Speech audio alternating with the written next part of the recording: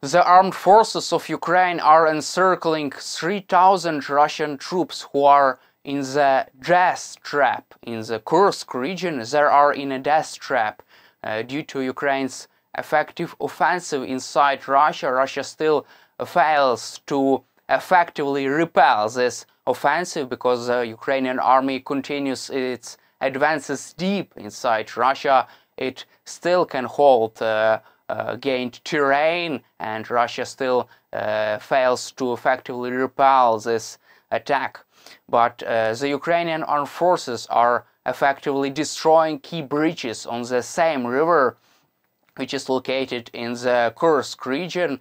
Ukrainian army has used US-made HIMARS systems to destroy those bridges, and thanks to this work of the Ukrainian army, roughly 3,000 Russian troops are encircled and are cut off. Their supply lines are cut off, and they are fully encircled by the Ukrainian army. That's why they can withdraw or be dead in the matter of weeks. This has been reported by many military experts. Also, the Wall Street Journal reported that the retired Australian Major General Mick Ryan said that Ukraine does not seek to deeper advance, but Ukraine seeks to gain more control, more wider control of this region, and not to go deeper, but to increase the width of this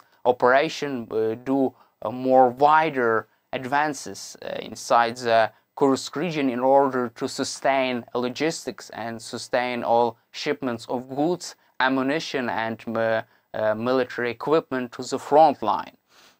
Also, Forbes reported that armed forces of Ukraine are destroying bridges across the same river faster than the Russians are installing temporary bridges there. That has been reported by Forbes, because Russian troops are failing to establish temporary bridges to cross this river and to save 3,000 Russian troops who are in a death trap there, who are isolated and encircled by the Ukrainian army.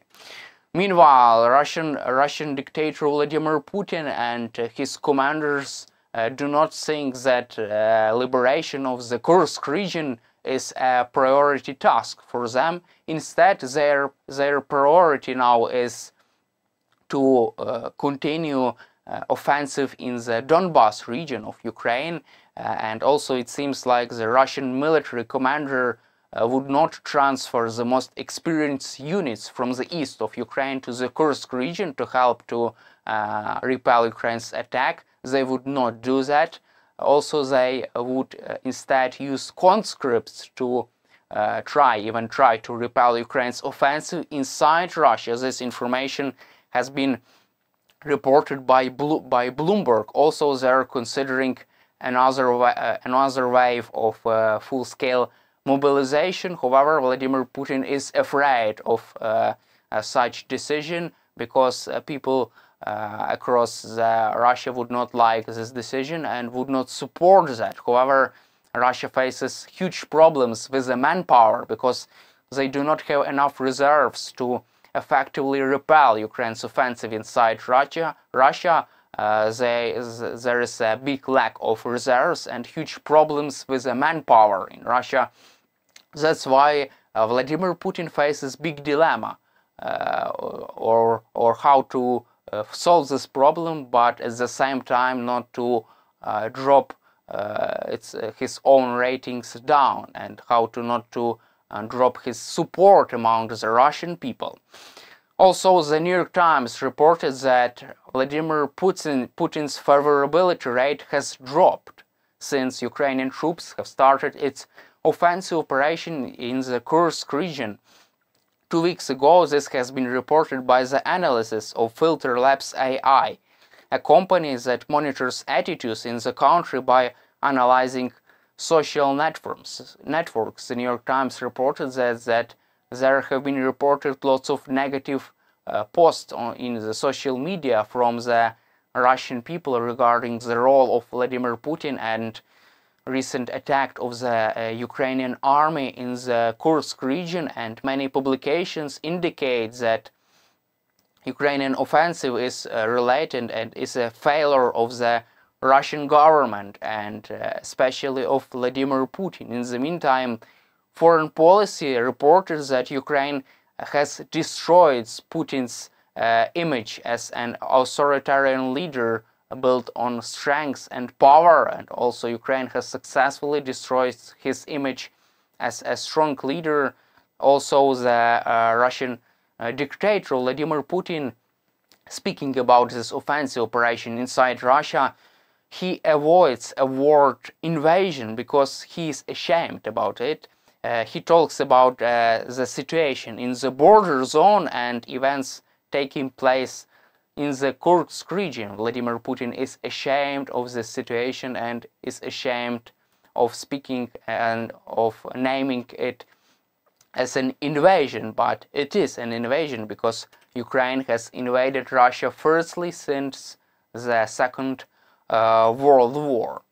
Meanwhile, Indian Prime Minister Narendra Modi visits Kyiv and will talk soon with Ukrainian President Volodymyr Zelensky. Narendra Modi would try to call for a restoration of peace and would try to share his prospects of how to end the war in Ukraine. However, Narendra Modi did not specify how exactly he would like to end the war in Ukraine and how exactly is it important to end the war in Ukraine by the peaceful settlement. He did not share details of this plan, if such plan even exists, but he made this statement about the peace proposal.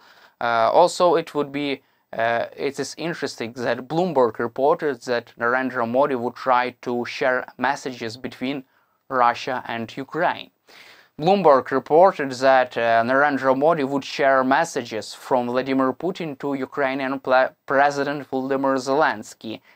However, India has excluded the possibility of being a mediator between Ukraine and Russia.